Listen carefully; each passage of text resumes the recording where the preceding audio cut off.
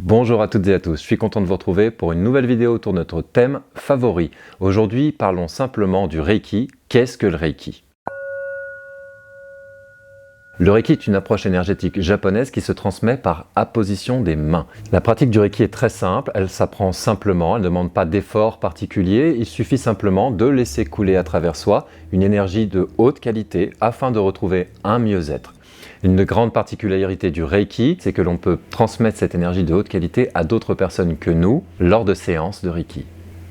Quand on parle de Reiki, on parle à la fois d'une énergie particulière ainsi que d'une pratique qui utilise l'énergie Reiki. Donc on parlera bien sûr dans cette vidéo des différentes méthodes, des différentes techniques du Reiki, des différentes façons que nous avons d'utiliser cette énergie. Voyons pour commencer l'énergie Reiki en elle-même. Qu'est-ce que c'est que le Reiki et d'où est-ce que ça provient? Le Reiki est une énergie. C'est un mot de la langue japonaise que l'on va trouver un petit peu partout. Il est composé de deux kanji, le premier étant Rei et le deuxième étant Ki. Le mot Ki signifie l'énergie, c'est une vision orientale communément acceptée dans d'autres approches, comme la médecine chinoise par exemple, ou en Inde également. La notion d'énergie part du principe que tout est énergie, qu'il existe un flux d'énergie présent dans la matière qui va connecter tout ce qui existe.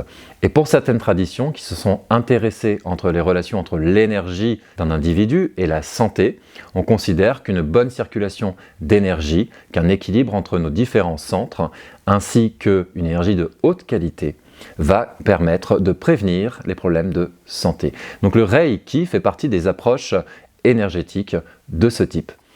Donc le Ki est l'énergie, on l'appelle Chi en Chine, Prana en Inde, et il a encore de nombreux autres noms dans différentes traditions. Rei, Ki, désigne une qualité particulière de cette énergie. C'est une qualité très élevée, c'est cette énergie de vie. C'est même l'énergie universelle de vie parce qu'elle est présente dans tout le vivant, l'être humain, ainsi que le règne animal, le règne végétal, les plantes, les animaux, même les minéraux, sont traversés de cette énergie vitale qui assure leur bon fonctionnement. Pour faire simple, on pourrait dire, comme le dit Hiroshi Doi, un maître japonais, si nous manquons de Reiki, on aura probablement des problèmes dans notre vie. Si nous sommes remplis d'énergie universelle, de Reiki, il y a des chances pour que tout se passe naturellement et simplement dans notre vie. La pratique du Reiki consiste donc à se nourrir abondamment de l'énergie vitale universelle, et d'en faire bénéficier celles et ceux qui le demandent lors de séances de Reiki. Le Reiki étant une énergie naturelle, présente en toute chose, c'est l'énergie universelle de vie. Elle ne nécessite pas d'être guidée par l'être humain, elle ne nécessite pas d'être prise en main, elle ne nécessite pas que nous maîtrisions tous les principes, toutes les lois, tous les concepts, mais juste que nous appliquions cette énergie de vie bénéfique par elle-même, puisque le vivant sait prendre soin de lui-même, ce qui d'un point de vue énergétique signifie que la fonction du Reiki est d'assurer au vivant de conserver un bon équilibre. Il suffit de transmettre cette énergie Reiki à d'autres lors de séances simples ou à soi-même et de le laisser couler en soi en abondance. Lorsque l'on parle de Reiki, on parle à la fois d'une énergie vitale, l'énergie vitale universelle, et d'une méthode. Cette méthode a été mise au point il y a une centaine d'années par Mikao Usui, un sage qui, après une vie d'études et de recherche, a découvert l'énergie Reiki et l'a assemblée sous le système Usui Reiki Ryoho, la méthode Reiki de Usui. Le Reiki est donc une énergie, une qualité d'énergie particulière, mais c'est aussi une méthode. Lorsque l'on parle de Reiki, on parle de cette énergie universelle, mais aussi d'une technique qui utilise le Reiki.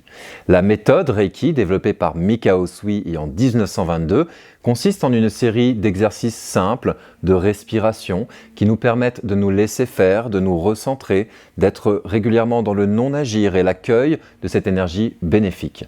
Une série d'exercices pour canaliser l'énergie Reiki et l'appliquer à d'autres ainsi qu'à soi-même est proposée lors de stages en différents niveaux que l'on appelle des degrés. Le Reiki fait partie des approches dites holistiques qui vont prendre en compte la globalité de ce que nous sommes. Pas seulement le corps, mais également les émotions qui sont de l'énergie, nos pensées sont de l'énergie et même nos aspirations, le sens que l'on trouve à la vie, que l'on va qualifier de spiritualité, non pas de religion, mais bien de notre dimension spirituelle personnelle, et de l'énergie également. Et la pratique du Reiki vise à retrouver un équilibre naturel sur tous les plans de l'être. Le Reiki est une méthode très simple qui comporte très peu de théorie, mais c'est une pratique concrète qui consiste en une série de Chiryo, qui signifie en japonais traitement. Le principe va être de se traiter soi, les zones d'énergie non bénéfiques qui empêchent donc notre développement naturel. Les enseignements du Reiki comportent également une spiritualité simple, laïque. Ce n'est ni une religion ni une secte. Nous ne sommes connectés à personne et nous ne prenons aucun engagement envers qui que ce soit. Lorsque l'on fait un travail sur notre propre esprit, sur notre propre pensée, on a conscience qu'en prévention, on va éviter de développer des comportements, des habitudes qui vont altérer la qualité de notre énergie personnelle. Mais afin de mieux se diriger dans la vie, et puisque les émotions et les pensées sont de l'énergie également, Mikao Usui nous a légué 5 préceptes ou 5 principes qui nous recommandent de nous vivre dans l'instant présent, nous libérer de l'emprise de la colère, de la peur, de montrer de la gratitude, de faire de notre mieux à chaque instant et de montrer de la bienveillance, ou tout du moins de faire de notre mieux pour cela, afin de prévenir tout type de problème que nous pourrions générer par nos comportements. Le Reiki est donc une pratique laïque, compatible avec tout type de croyance ou d'absence de croyance. Nous sommes une pratique très concrète d'application où la spiritualité s'apprend par l'expérience. Il n'y a donc pas à adhérer à un dogme particulier pour pratiquer le Reiki.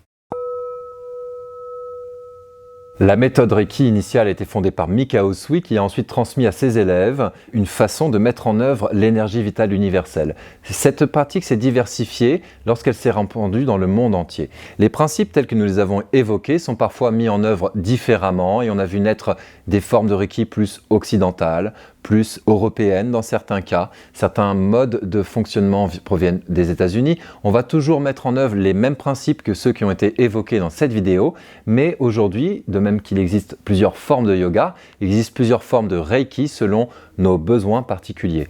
Il s'agit simplement de méthodes afin de retrouver cet équilibre holistique dont nous avons parlé en début de vidéo.